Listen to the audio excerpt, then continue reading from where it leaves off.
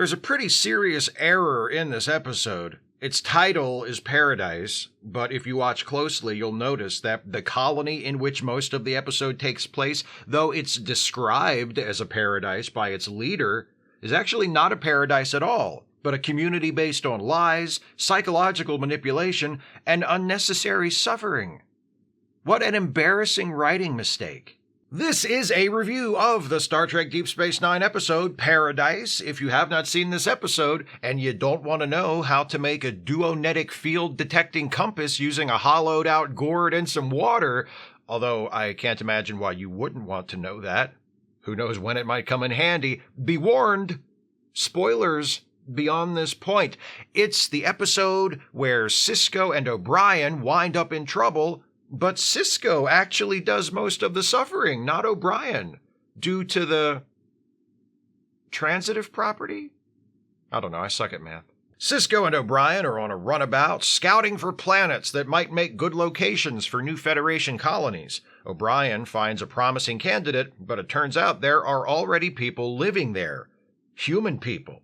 Human people they didn't expect to find because there's no record of a colony on this planet. O'Brien hails the colony, but gets no response, so Cisco decides to beam down. They materialize on the surface and notice immediately that none of their equipment is working. The tricorders are dead, and when Cisco tries to use his communicator to contact the runabout, he gets nothing. This is bad. This means they're stuck on this planet with no way to contact the runabout's computer to tell it to beam them up. And things get even worse a moment later when two people appear from the surrounding woods and one of them says, "Don't move." Cisco and O'Brien turn around and see two men dressed in peasant clothing, one of whom is holding a bow and arrow on them. Cisco's like, "Oh shit, are they making us do a Robin Hood episode too? Come on!" But it turns out these merry men are friendly. The older guy is Joseph, the younger guy with the shooting stick is Vinod, and they explain that they're part of a colony that was supposed to settle on another planet, but on the way, their ship malfunctioned and they were forced to land here. They discovered, just as Cisco and O'Brien have, that no technology is able to function on this planet thanks to a duonetic field that they think is generated naturally by some mineral deposits in the woods. So they shifted into a simple agrarian lifestyle, and they've survived here more or less for the last 10 years. Joseph and Vinod take Cisco and O'Brien into the settlement, which has been constructed from the converted hulk of their transport ship, and they meet the other colonists, including their leader, Alixis, who is Vinod's mother. She seems nice. She welcomes Cisco and O'Brien to their community and tells them to get used to being here because with no functioning technology, they're gonna be here a while. Cisco mentions that another ship from their space station will be by to look for them soon, and Alixis is just kinda like, "Oh, sure, okay, that's great. But as long as you're here, you're welcome to what we have. All we ask is that you pull your weight around here." Cisco and O'Brien are like, "Sounds good. Things seem like they're gonna work out just fine." Later, as they're settling in, O'Brien drops in on Cisco in his room and finds him reading. Apparently, Alixis is super into at-home bookbinding, and she's written quite a few volumes expressing her thoughts on economics, politics, and the whole human condition thing. She believes humanity has grown fat and lazy and lost touch with its true self or something. O'Brien's like, lucky for her they crash-landed on this random planet where technology doesn't work. The next day, Cisco and O'Brien are chatting with Joseph when a woman from the community, Cassandra, runs in to tell Joseph Meg's fever is getting worse. Meg, it turns out, is a young woman who was bitten by an insect that carries a deadly infection.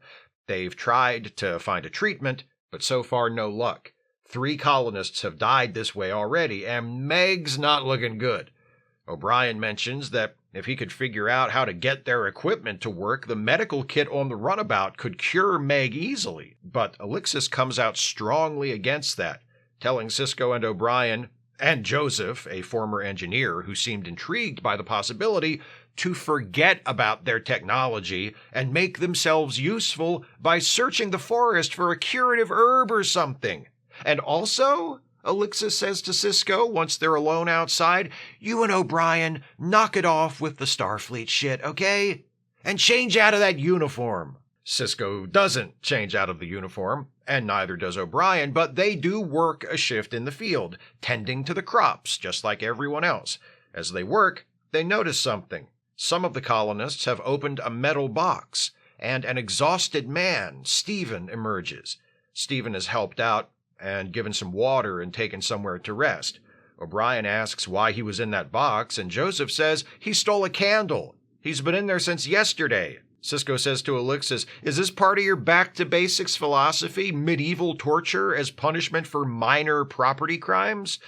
Alixis isn't fazed by Cisco's rebuke, though. She says, "Hey, it's how we maintain law and order. It works for us, so you can't criticize it," and walks away. That night, Cisco is in his room when Cassandra walks in with some massage oil, and she's like, "How about a rub down? It'll soothe those sore muscles from working in the field all day." Cisco's like, "No, thank you." Cassandra moves in closer. "Perhaps I didn't make myself clear. It'll make you feel a lot better." Cisco's like, "Did Alixis send you here? To love me into line?" Cut to Cisco angrily walking into Alixis's room and slamming shut the journal she was writing in. Alixis says, "Now that's the first core behavior I've seen from you since you got here." And Cisco says, "Core behavior, does that chapter come before or after sexual procurement?" Bam! Aha! What a great line.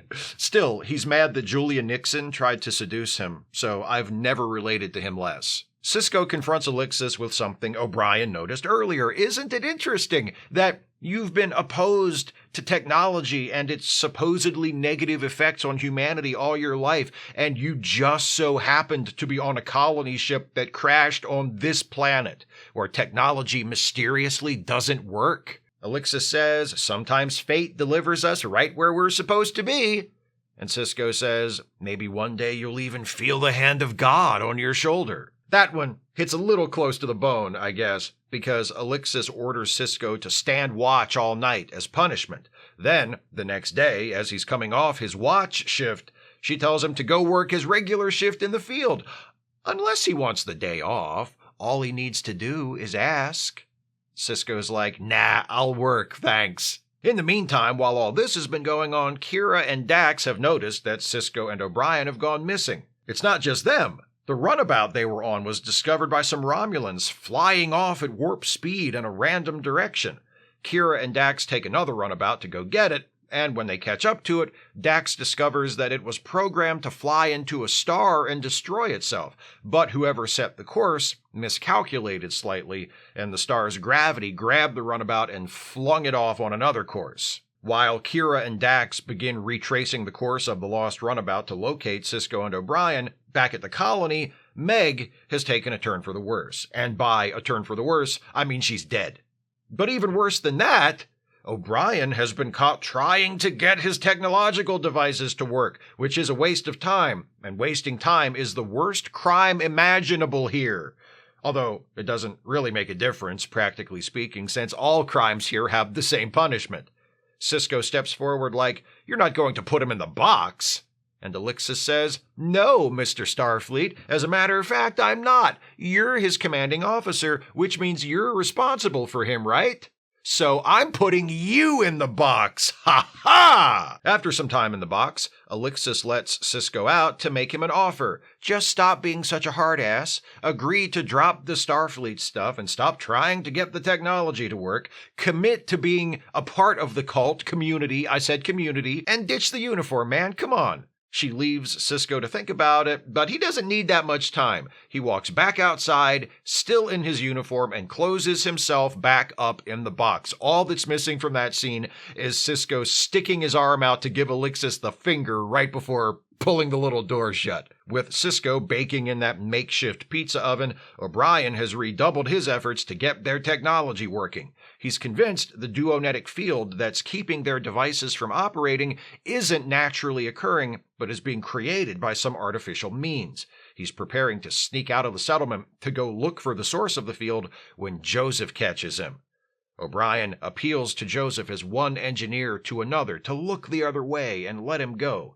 Joseph points out that if Alixis finds out he just let O'Brien go, he'll get put in the box. So O'Brien says, okay, then just look over there and I'll painlessly render you unconscious with a single blow, which is a thing all Star Trek protagonists can do. Joseph's like, cool, and O'Brien puts him to sleep with a forearm to the back of the head. With his trusty homemade compass, fashioned from a gourd and some magnetic rock, or duonetic rock, I guess, O'Brien searches the forest for the source of the field. He finds a box with blinking lights buried just a few inches under the ground, but before he can do anything with it, Vinod shows up with his bow and arrow.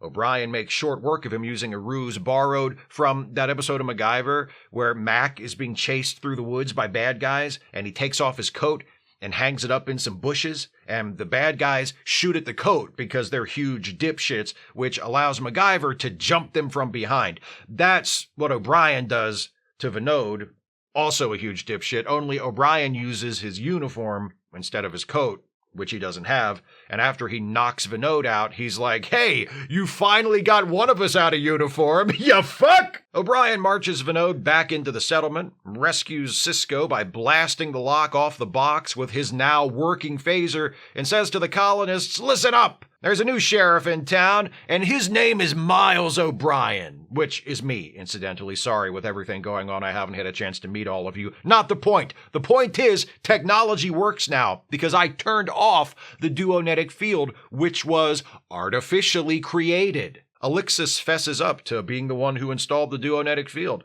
She also arranged for their colony ship to malfunction at just the right point in their journey, so they'd have to settle here so she could put her philosophy into practice and create an ideal society in her image. Cassandra says, you lied to us. And Alixis says, well, yeah, but for your own good. Look at the community we built here together. Can't you see how better off you all are because we've spent the last 10 years here living and working side by side as human beings were meant to, with no technology and constant vulnerability to deadly insects? Where would any of you be if you just gone on living the way you were before? Would my son be this hunky? He'd probably be a skinny nerd working a computer console somewhere, but my God, look how jacked he is. Cisco says, people have died here because of what you did.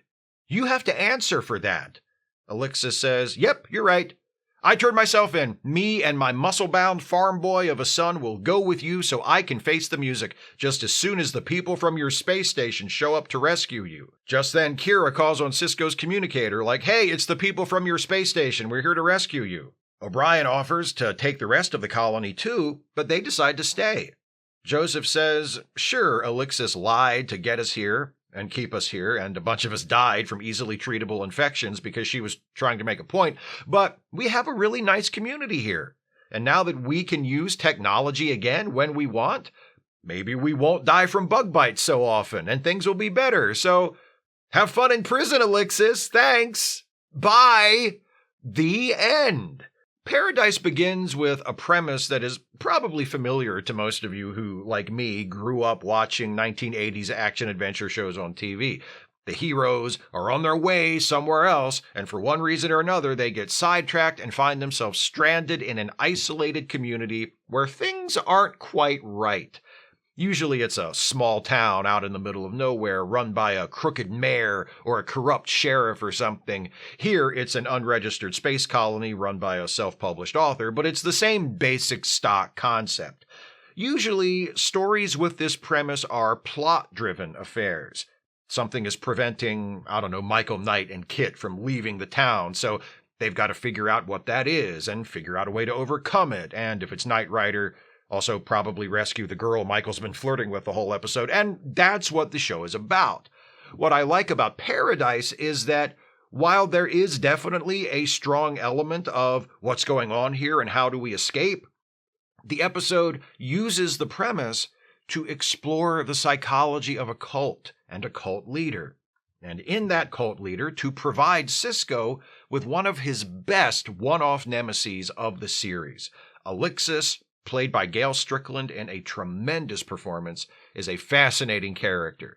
The true nature of her villainy is foreshadowed fairly early in the episode, with Cisco reading from one of her Unabomber manifestos and O'Brien observing what a coincidence it is that she found herself on the perfect planet for living out her extremist ideals. But Even though it's not a surprise to learn that her community isn't as perfect as it first appears and that she is not the benevolent leader she presents herself as, the episode does an excellent job of revealing the truth in stages, each new discovery increasing the peril in which Cisco and O'Brien find themselves. The contrasting natures of hero and villain work very well here, too. Avery Brooks plays Ben Cisco as an expressive, sometimes explosively expressive man. His stature and voice lend him a commanding presence. He gets angry, he yells, he's passionate. And Alixis is exactly the opposite. She's quiet. She's never flustered. She doesn't bark orders or try to intimidate. She doesn't need to do any of that because she knows the people who live under her leadership, or most of them anyway, will never question her. They'll do what she asks them to do because she's convinced them that she knows what's best for them. She's the most dangerous kind of cult leader, the kind that manages to convince her followers that they aren't in a cult and that she isn't their leader. Again, the loud hero, quiet villain setup is a basic writing trope we've seen 1,000 other times, but the reason we've seen it 1,000 other times is that it works. And that's the case here. The scenes between Cisco and Alixis, especially the one where he confronts her after Cassandra's attempted seduction, are gripping. Two terrific actors playing characters whose essential natures could hardly be more different from each other, going toe-to-toe. It's Star Trek theater at its finest. The episode doesn't paint us a simple picture of life in this colony. Alixis is shown to be a villain, imposing her personal anti-technology philosophy on the others, even to the point of allowing them to die of treatable diseases, enforcing law and order with quiet cruelty through the use of the hotbox. But we also see a positive side to this place. They do seem to be a close-knit community. And while life here certainly has its drawbacks, these people don't seem miserable. They aren't starving. They aren't being worked to death. Aside from the secretly generating an energy field to prevent all technology from working scam, Alixis doesn't seem to be exploiting them. She's not running a sex cult or profiting from their forced labor or any of the other stuff real-life cult leaders usually end up doing to their followers. Despite all the undeniable wrong she's done, at the end, Alixis takes responsibility and turns herself in for the good of the community. So she might be a zealot, but at least she has principles she's willing to suffer for. She believes in the community she created so much, she leaves to accept accountability so that the others can remain and hopefully continue to thrive. The decision of the other colonists to stay makes sense. Why should they want to leave on a runabout with Cisco and O'Brien? They were on their way to live together on a colony when they got stranded here in the first place. So it's not like we should expect them to be eager to get back to Earth. Plus, now that Alixis is leaving and they'll have the ability to use technology again if they want, life seems like it'll be pretty good for them. I like that complexity, both because it makes for a good story and because it reflects a difficult truth about how cults often work in reality. And make no mistake, what Alixis was running here was a cult. Like the residents of Alixis's community, people who escape real-life cults often find themselves nostalgic for the cult, even after they learn and accept the truth about what was happening to them. Some of that is due to years of conditioning and emotional abuse, but some of it is due to the fact that not everything that happened to them in the cult was bad. They made friends, maybe fell in love, found a kind of purpose for their lives, and even if that purpose was eventually revealed to be destructive or based on a false premise, they still miss the feeling of having a purpose. It doesn't mean the cult is a good thing. Cults are never a good thing. But sometimes they contain good things, thanks to the people in them. And when people leave the cult, they can miss those good things, and that's okay. The script for Paradise is smart enough to acknowledge that, and to give us an ending that isn't really happy or bleak, but that makes sense. That script was written by Jeff King and Richard Manning and Hans Beimler from a story by Jim Trombetta and James Crocker. 5 separate credited writers. Usually, seeing a small army of credited writers is a bad sign, but in this case, somehow, the finished product is a solid piece of work. In addition to the main plot that takes place at Alixis' colony, we also cut back to Kira and Dax every so often to see how their efforts to locate Cisco and O'Brien are going. That portion of the episode is also very well done. I like how Kira and Dax are confronted with obstacles and reverses along the way, like discovering that Cisco and O'Brien's runabout is warping off somewhere all by itself and having to go catch it, then having to figure out how to stop it so they can board it and figure out what's going on, then having to figure out how to retrace its path so they can find Cisco and O'Brien. It's all pretty straightforward stuff, dramatically speaking, but it allows the Kira and Dax portions of the episode to feel like a story rather than just some stuff to cut to away from the colony every once in a while that eventually explains how Cisco and O'Brien are rescued.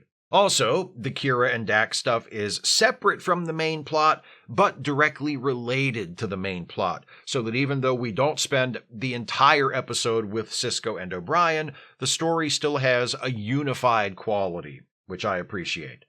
Strong character writing, a compelling hero-villain dynamic, an intelligent and nuanced examination of a complex subject, and a plot that is solidly constructed and nicely paced. There's really not a lot wrong with this one, if you ask me. I wouldn't rank it among the very best shows DS9 ever did, but it's really good, and it makes an excellent counter-argument to anyone who claims that Deep Space Nine didn't get good until Season 3. The fools. The fools meaning those who say it doesn't get good until Season 3, not the people who made the show. They did a good job, starting before Season 3. Which is why the fools are fools.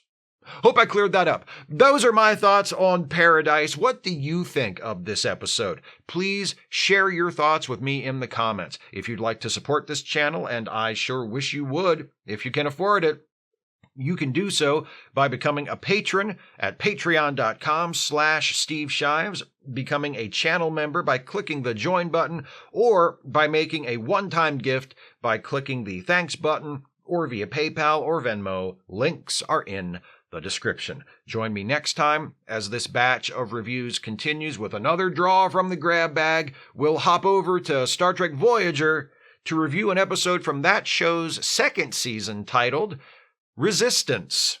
That's next week. See you then. Thanks for watching and take care, everybody.